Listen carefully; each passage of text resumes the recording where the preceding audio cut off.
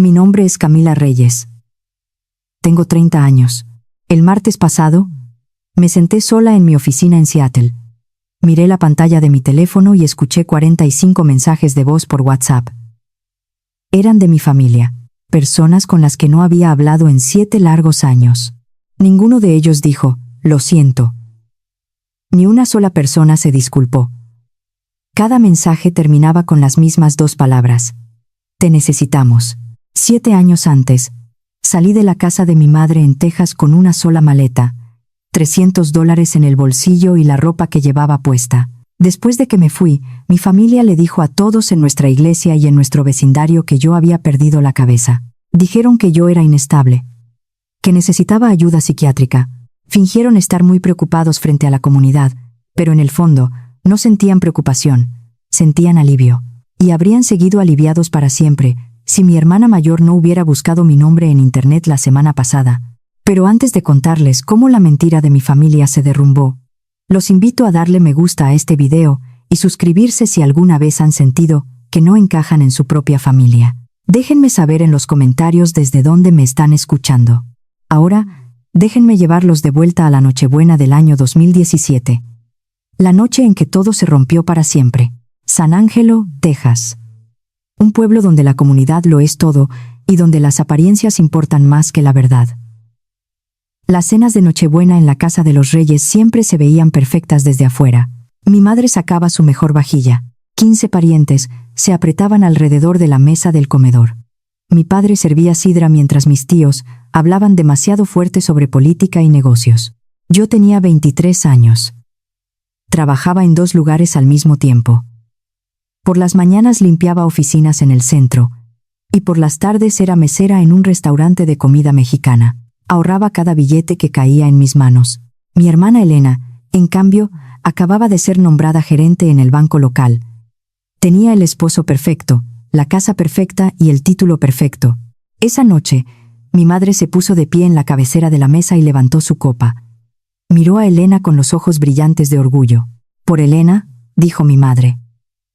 El orgullo de esta familia. Todos sonrieron. Todos aplaudieron. Yo también levanté mi copa y sonreí. Nadie me preguntó cómo estaba.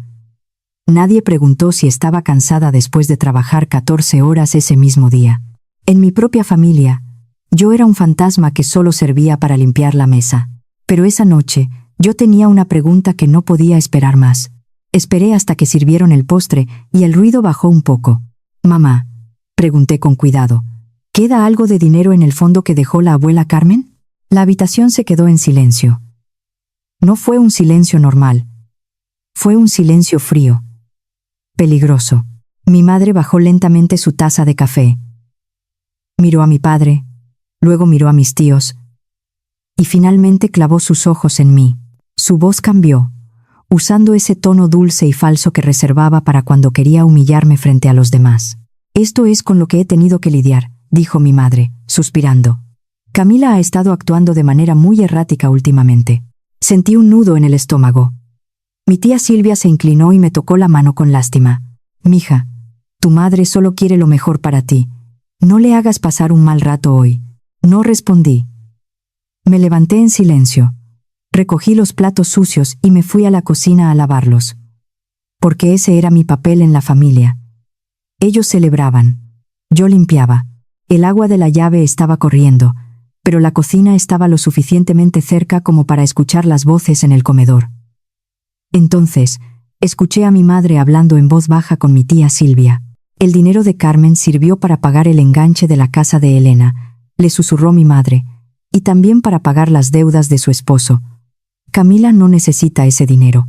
De todos modos, ella no va a llegar a ninguna parte. Trabaja limpiando pisos. Me quedé congelada. La abuela Carmen me había prometido ese dinero a mí. $15,000. 2 años antes de morir, me sentó en esa misma cocina, me tomó las manos y me lo dijo mirándome a los ojos. Esto es para tu futuro, Camila. Para que estudies o pongas un negocio. Nadie puede tocarlo. Solo tú. Pero alguien lo había tocado. Alguien me lo había robado. Cerré la llave del agua. Caminé de regreso al comedor. Las piernas me temblaban, pero mi voz salió firme. Ese dinero era mío. dije en voz alta. Mi madre ni siquiera parpadeó. No se veía avergonzada. Se veía molesta. Estás haciendo un drama por nada, Camila. Estás mal de la cabeza. Estoy hablando del dinero que la abuela dejó a mi nombre, respondí, sintiendo cómo se me llenaban los ojos de lágrimas. Siempre haces que todo se trate de dinero, me gritó mi madre. Y luego dijo la frase que me rompió por completo. Suenas exactamente igual a tu abuela. La forma en que pronunció el nombre de la abuela Carmen sonó fea, como si le diera asco. 10 minutos después, mi madre reunió a todos en la sala. Yo sabía exactamente lo que estaba haciendo. Se paró en el centro, como si fuera la actriz principal en una tragedia. He tratado de mantener esto en privado, dijo mi madre con voz llorosa. Pero Camila no ha estado bien. Ha estado teniendo episodios de paranoia. Se inventa cosas. Miré a mi padre. Él apartó la mirada y se quedó viendo el suelo. Miré a mi hermano Mateo. Él asintió dándole la razón a mi madre. Miré a mi hermana Elena, la mujer que vivía en una casa pagada con mi futuro. Ella ni siquiera levantó la vista de su teléfono celular. 15 parientes estaban sentados allí. Ni una sola persona preguntó si yo estaba diciendo la verdad. Ni una sola persona me defendió. Subí las escaleras. Empaqué una maleta, un abrigo de invierno y los $300 que tenía ahorrados de mis propinas. También tomé una pequeña caja de lata que la abuela Carmen me había dejado. Nunca la había abierto, porque abrirla significaba aceptar que ella realmente se había ido. Cuando bajé las escaleras, mi madre estaba parada en el pasillo. Si cruzas esa puerta, no te molestes en volver, me advirtió. Dejas de ser mi hija. Cerré la puerta suavemente detrás de mí.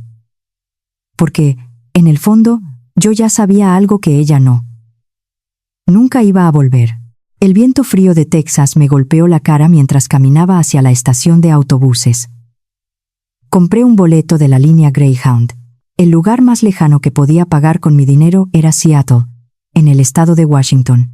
El viaje duró casi 2 días. Apenas dormí. Sostuve la caja de la abuela Carmen en mi regazo mientras el país entero pasaba por la ventana. Desiertos, llanuras, montañas y finalmente, lluvia. Una mujer mayor que se sentó a mi lado me ofreció la mitad de su pan dulce. Vio que yo estaba llorando, pero no hizo preguntas. Solo me entregó una servilleta. A veces, los extraños muestran más humanidad en 5 minutos que tu propia familia en 20 años. Seattle era gris, húmedo y helado cuando llegué. Pasé mi primera noche en un refugio para mujeres. Luego, logré rentar un cuarto diminuto en una casa compartida que siempre olía a humedad. No tenía amigos. No tenía familia. No tenía historial crediticio. No tenía nada. Lo único que tenía era mi capacidad para trabajar hasta que me sangraran las manos. A las 3 semanas, encontré un trabajo en el turno nocturno, limpiando un edificio de oficinas. Una de las empresas en ese edificio era una pequeña agencia de tecnología llamada Horizonte. Solo tenían 12 empleados. Yo vaciaba sus basureros y limpiaba sus escritorios por la noche. Pero a veces veía los documentos desordenados en la sala de copias y los organizaba por fechas. No porque me lo pidieran, sino porque necesitaba sentir que tenía el control de algo en mi vida. Un mes después, eliminé mis redes sociales. Pero antes de hacerlo, vi la última publicación de mi madre. Por favor, oren por Camila, había escrito ella en Facebook. Está pasando por una crisis mental muy severa.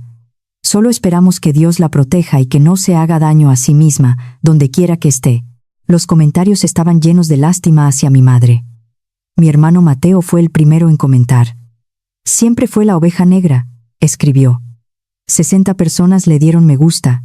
Esa noche apagué mi teléfono y lloré hasta quedarme dormida. Nadie te dice cuánto duele realmente cortar el contacto con tu familia. Significa no tener a quién llamar cuando tienes fiebre alta. Significa pasar tu cumpleaños en silencio. Significa saber que, mientras tú intentas sobrevivir, las personas que deberían amarte están contando mentiras sobre ti. Para ellos, yo me convertí en un fantasma. Era la historia trágica que mi madre usaba para ganar simpatía en la iglesia. Pero el silencio también me dio un regalo. Una mañana, me desperté en Seattle y me di cuenta de que algo faltaba en mi cabeza. Faltaba la voz de mi madre. Esa voz constante que siempre me decía que yo no era suficiente. Por primera vez en mi vida, mi mente estaba en paz. En la oficina, la directora de la agencia de tecnología, una mujer llamada Valeria, empezó a notar mi trabajo. Una noche, se quedó hasta tarde y me vio organizando el archivo principal después de limpiar el piso. Me preguntó si yo sabía usar computadoras. Le dije que sí. Me ofreció venir de día para ayudar con la recepción y la captura de datos. Mientras yo construía mi vida desde las cenizas en Seattle, mi familia seguía construyendo su mentira en Texas. Me enteré de los detalles muchos años después, gracias a una prima lejana. Mi madre le dijo a todo el pueblo que yo estaba internada en una clínica de rehabilitación. Mi padre le decía a los vecinos que yo tenía un problema con las drogas. Mi hermana Elena vació mi antiguo cuarto y lo convirtió en su oficina personal. Durante 7 años, me trataron como un caso perdido, pero el primer año en Seattle fue de pura supervivencia. El segundo año, las cosas empezaron a cambiar. Pasé de recepcionista a asistente de operaciones. Valeria me confió la logística de un evento pequeño. Lo hice sin cometer un solo error y le ahorré a la empresa miles de dólares en proveedores. Después de eso, me dio más responsabilidades. Me inscribí en clases nocturnas de administración en la universidad comunitaria. Trabajaba de día. Estudiaba de noche. Comía arroz y frijoles casi todos los días. Usaba ropa de tiendas de segunda mano. No hubo un momento mágico de película. Solo hubo disciplina. Yo no quería venganza. Solo quería no volver a sentirme indefensa nunca más en mi vida. Valeria me respetaba porque yo resolvía problemas, no porque le diera lástima. Cuando encontré un error grave en un contrato que iba a arruinar a la agencia, ella me subió el sueldo. «Revisas todo 3 veces», me dijo una tarde. «Es la forma en que tuve que crecer», le respondí. Ella no hizo más preguntas. Entendió lo suficiente. Para el final del 4.º año, me gradué. No hubo fiesta. No hubo abrazos de padres orgullosos. Imprimí mi título y lo enmarqué yo misma. A la mañana siguiente, Valeria entró a mi oficina y cerró la puerta. La empresa se había expandido. Ahora teníamos 80 empleados. «¿Qué te parece el puesto de directora de operaciones?», me preguntó. Ese mismo año, en mi cumpleaños número 28, me quedé mirando la pequeña caja de lata de la abuela Carmen. Había viajado conmigo desde Texas. Había estado en el refugio, en el cuarto húmedo y ahora en mi hermoso apartamento. Habían pasado 5 años. Finalmente tuve el valor de abrirla. Adentro estaba un anillo de plata que la abuela siempre usaba, una foto mía de cuando tenía 6 años y una carta doblada. Su letra temblorosa llenaba la página. «Camila, mi niña», comenzaba la carta. «Si estás leyendo esto lejos de casa, significa que tuviste el valor de irte. Me alegra mucho». Las manos me empezaron a temblar. «Yo también quise irme muchas veces», escribió la abuela. «Pero tuve miedo. Nunca dejes que esta familia te consuma. No pases tu vida intentando que te amen personas que solo saben amarse a sí mismas. Tú no le debes tu vida a nadie. Vuela lejos y no mires atrás». Leí la carta 3 veces, con las lágrimas mojando el papel. Luego llegué a las últimas líneas. «El dinero que te prometí era real. Dejé instrucciones claras en el banco. Si no te lo dieron, pregúntale a tu tía Silvia». Ella firmó como testigo. Todo tuvo sentido de golpe. La abuela Carmen sabía lo que iba a pasar. Mi madre había falsificado documentos o usado algún poder legal para robarme. Y luego, me llamó loca para que nadie me creyera. Ese único momento explicó toda mi infancia. Llegó el año 6. Yo era la directora de operaciones de una de las agencias de tecnología más importantes de la ciudad. La chica que alguna vez durmió en un refugio para mujeres, ahora ganaba un salario de 6 cifras. No me compré autos de lujo. Seguí manejando un Toyota usado. Pero tenía algo mucho más valioso. Tenía paz. Una revista de negocios me entrevistó para un artículo sobre mujeres latinas en el sector tecnológico. Publicaron mi foto, mi puesto, mi historia de esfuerzo. El artículo salió en Internet. Yo no pensé en Texas. Hacía años que había soltado a mi familia por completo, y ellos también me habían soltado a mí. Ni una llamada, ni un intento de buscarme. Nada. Hasta el mes pasado. Un jueves por la tarde, estaba revisando correos cuando mi teléfono personal vibró. Era un mensaje de texto de un número desconocido, pero reconocí el código de área de Texas. Era de mi tía Silvia.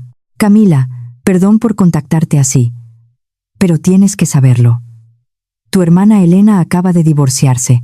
Su esposo la dejó con muchísimas deudas. Está desesperada buscando a alguien que le sirva como aval para un préstamo grande. Mi corazón dio un salto en mi pecho. Seguí leyendo el mensaje. Ayer, Elena buscó tu nombre en internet para ver si seguías viva. Encontró el artículo de la revista. Encontró tu perfil de LinkedIn. Ya saben que eres directora. Ya saben que tienes dinero. Prepárate. Me quedé mirando la pantalla, sintiendo cómo el aire se escapaba de mis pulmones. La mentira de que yo era una enferma mental. La mentira que mi madre había sostenido durante 7 años frente a todo el pueblo se acababa de derrumbar. Pero no estaban avergonzados. Estaban calculando. 5 minutos después del mensaje de mi tía, mi teléfono empezó a sonar. Era un número de San Ángelo, Texas. Lo dejé sonar. Luego sonó otra vez. Y otra. Y otra. Esa noche, me senté en la oscuridad de mi oficina, viendo cómo llegaban 45 notificaciones de mensajes de voz. Todos de mi madre, de mi padre, de mi hermano y de Elena. La familia que me había echado a la calle en medio de la noche, ahora había encontrado la puerta de mi nueva vida, y estaban a punto de intentar derribarla. Me quedé sentada en la oscuridad de mi oficina en Seattle, mirando la pantalla iluminada de mi teléfono.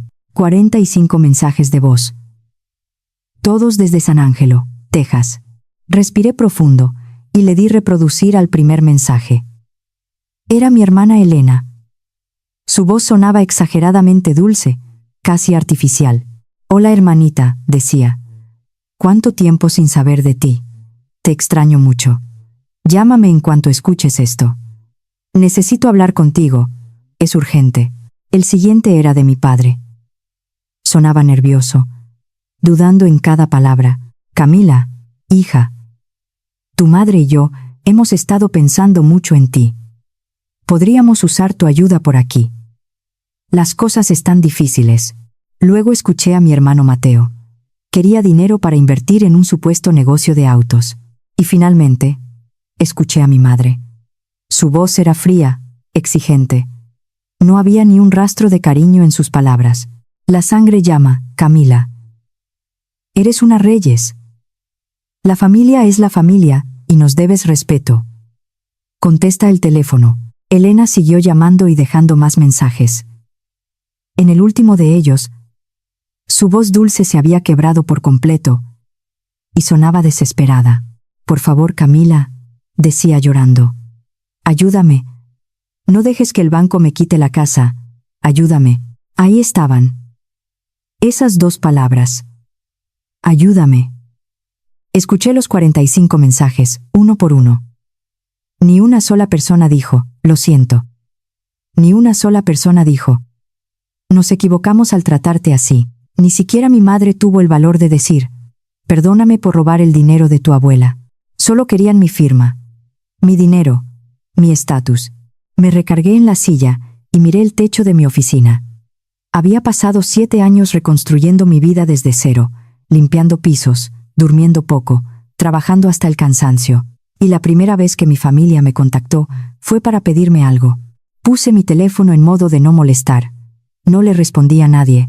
Unos días después, mi madre logró encontrar el correo electrónico de mi trabajo y me escribió. Me acusó de ser una egoísta y una malagradecida. Dijo que ella había protegido mi reputación en el pueblo durante todos estos años, ocultando mi supuesta enfermedad mental. Luego, mi hermano Mateo publicó un mensaje indirecto en Facebook. Es gracioso cómo algunas personas consiguen un título elegante y se olvidan de la familia que les dio la vida. El dinero no compra la decencia. Sus amigos del pueblo le dieron la razón en los comentarios. Yo tomé capturas de pantalla de todo. No para demandarlos, sino para recordarme a mí misma quiénes eran realmente. Una semana después, Valeria, la directora de mi empresa, entró a mi oficina con una gran sonrisa. Camila, me dijo emocionada. La Fundación Esperanza de Texas nos acaba de contactar. Están organizando una gran gala comunitaria para recaudar fondos. Quieren a una mujer latina exitosa como oradora principal. Y te pidieron a ti. Sentí que el pecho se me apretaba. ¿En qué ciudad de Texas? Le pregunté, aunque ya sospechaba la respuesta. En San Ángelo, respondió Valeria. ¿Conoces el lugar? La palabra se quedó en la punta de mi lengua. Estuve a punto de decir que no. Estuve a un segundo de rechazar la invitación y quedarme segura en Seattle. Pero entonces recordé la carta de la abuela Carmen. Recordé la puerta cerrándose a mis espaldas bajo el viento helado. Lo haré, dije finalmente. Tan pronto como Valeria salió de mi oficina, busqué el evento en Internet. Ahí estaba la respuesta. El comité organizador estaba dirigido por 3 mujeres del pueblo. La presidenta del comité era mi madre. Le envié un mensaje de texto a mi tía Silvia de inmediato. Voy a ser la oradora principal en la gala de la Fundación Esperanza. Su respuesta llegó en segundos. Lo sé. Tu madre fue quien propuso invitar a un ejecutivo de tecnología, pero ella no sabía a quién iban a elegir. No le he dicho que eres tú. Prepárate, Camila. Faltaban 2 semanas para el evento. Durante esos 14 días, mi hermana Elena siguió buscándome desesperadamente. Sin mi firma como aval, el banco iba a embargar su casa, la misma casa que fue pagada con el dinero que mi madre me robó. El 15 de noviembre, tomé un vuelo a Texas y manejé por la misma carretera del desierto por la que había escapado 7 años atrás. San Ángelo se veía exactamente igual. El mismo clima seco. La misma iglesia. La misma gente preocupada por lo que dirían los vecinos. El gran salón de eventos estaba lleno. 200 personas con trajes elegantes y vestidos largos conversaban mientras tomaban vino. Me acerqué a la mesa de registro y me entregaron mi gafete. Decía, Camila Reyes, directora de operaciones, oradora principal. Me quedé en las sombras, cerca de la puerta lateral, y observé el salón. Vi a mi familia. Mi madre estaba sentada en la mesa principal, usando un vestido costoso y sonriendo como si fuera la reina del lugar. Mi padre estaba a su lado, callado como siempre. Elena forzaba una sonrisa, tratando de fingir que su vida no se estaba desmoronando. Mateo estaba cerca del bar. Ninguno de ellos sabía que yo estaba ahí. A las 8 de la noche, el director de la fundación subió al escenario y tomó el micrófono. Nuestra oradora principal de esta noche creció en una comunidad muy parecida a esta, anunció. Con mucho esfuerzo, se ha convertido en una líder en la industria de la tecnología. Por favor, reciban con un fuerte aplauso a Camila Reyes. El salón entero empezó a aplaudir. Salí de las sombras y caminé hacia el escenario. El rostro de mi madre se quedó completamente pálido. Parecía haber visto a un fantasma. Mi padre casi deja caer el vaso de agua que tenía en la mano. Elena abrió los ojos con terror, dándose cuenta de que la mujer a la que le había estado rogando dinero era la invitada de honor. Mateo se quedó congelado. Pero entonces sucedió algo increíble. La mayor parte del salón, la gente que no me había reconocido de inmediato, se puso de pie para aplaudirme. 200 personas estaban ovacionando a la hija que supuestamente estaba internada en un hospital psiquiátrico. Mi madre no se levantó. Se quedó clavada en su silla, respirando con dificultad. Llegué al podio, acomodé el micrófono y sonreí. Buenas noches, dije con voz tranquila. Ha pasado mucho tiempo. Una pequeña risa nerviosa recorrió el salón cuando algunos de los asistentes más antiguos comenzaron a reconocerme. Di mi discurso. Fui profesional, fui segura. Hablé sobre el desarrollo comunitario, sobre la importancia de dar oportunidades a los jóvenes y sobre cómo el liderazgo requiere integridad. Pero cerca del final, dejé mis notas a un lado y cambié de dirección. Yo crecí en este mismo pueblo, dije mirando a la multitud. Algunos de ustedes tal vez me recuerden. El salón se quedó en un silencio absoluto. Podía escuchar el zumbido del aire acondicionado. Me fui de aquí hace 7 años con $300 en el bolsillo y una pequeña maleta, continué. Y no me fui porque quisiera. Me fui porque quedarme me estaba costando la vida. Nadie se atrevía a moverse. A esta comunidad se le dijo que yo era inestable. Se le dijo que yo estaba mal de la cabeza y que necesitaba ayuda psiquiátrica. Pero la verdad es que la única ayuda que yo necesitaba era poner distancia entre mí y las personas que me estaban destruyendo. Nunca miré directamente a mi madre. No lo necesitaba. Toda la atención de la sala estaba sobre ella. El trabajo que hago hoy me ha enseñado algo muy valioso. La verdadera comunidad consiste en ver a las personas por lo que realmente son, y no por las historias falsas que otros cuentan para proteger su propia imagen. La integridad no es lo que mostramos los domingos en la iglesia. La integridad es lo que hacemos cuando nadie nos está mirando. Una mujer en la tercera fila se tapó la boca con las manos. Los susurros comenzaron a extenderse como pólvora por todo el salón. Esa es la hija de Carmen, escuché susurrar a un hombre mayor. Su madre nos dijo que era una adicta. Pero es una directora de empresa. Cuando terminé mi discurso, el público volvió a ponerse de pie. Esta vez, los aplausos fueron más fuertes y duraron mucho más. Al bajar del escenario, me rodearon decenas de personas. Antiguos maestros de la escuela, vecinos, personas que me habían visto crecer. Algunos me abrazaron, otros me miraban con vergüenza, dándose cuenta de que habían creído las mentiras de mi familia. Entonces, mi madre se abrió paso entre la multitud. Su sonrisa se veía tensa, dolorosa, como si estuviera a punto de romperse. «Camila, mi amor», dijo en voz alta, asegurándose de que los vecinos la escucharan. «Qué gran sorpresa. Qué orgullo tenerte de vuelta». Abrió los brazos para abrazarme. Yo di un paso atrás y no me moví. «Tuviste mi número de teléfono durante 7 años», le respondí con calma. Su sonrisa tembló. Los vecinos que estaban cerca guardaron silencio para escuchar. Mi madre bajó los brazos y su tono de voz cambió a un susurro lleno de veneno. «Humillaste a esta familia esta noche», me reclamó. «Yo no dije ningún nombre», respondí. «Si te sientes humillada, es porque sabes exactamente lo que hiciste». Elena apareció detrás de ella, luciendo desesperada. «Camila, por favor, tenemos que hablar a solas. Necesito que firmes los papeles de la casa». «Escuché tus mensajes, Elena. Escuché los 45 mensajes que me dejaron». Hubo un silencio pesado entre nosotras. «Ni una sola disculpa», dije mirándolos a los ojos. Solo me buscaron para decir, «Ayúdame». Mi padre, que había estado callado todo el tiempo, finalmente habló. «Camila, no hagamos un escándalo aquí. Vamos a casa y lo resolvemos en familia». «Papá», le dije suavemente. «Tuviste 7 años para actuar como un padre. Ya es demasiado tarde». Mateo se cruzó de brazos, intentando verse intimidante. «¿Te crees mejor que nosotros porque ahora tienes dinero?», me preguntó. «No», respondí sin levantar la voz. «Creo que ya terminé de ser la persona pequeña y rota que ustedes necesitaban que yo fuera». Me di la vuelta y caminé hacia la salida. No hubo gritos. No hubo lágrimas de mi parte, no hubo drama. Solo hubo una calma inmensa y absoluta. Me subí a mi auto de alquiler y puse las manos en el volante.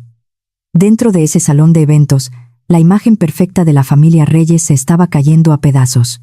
Para la mañana siguiente, todo el pueblo sabría la verdad. Llamé a mi amiga Valeria.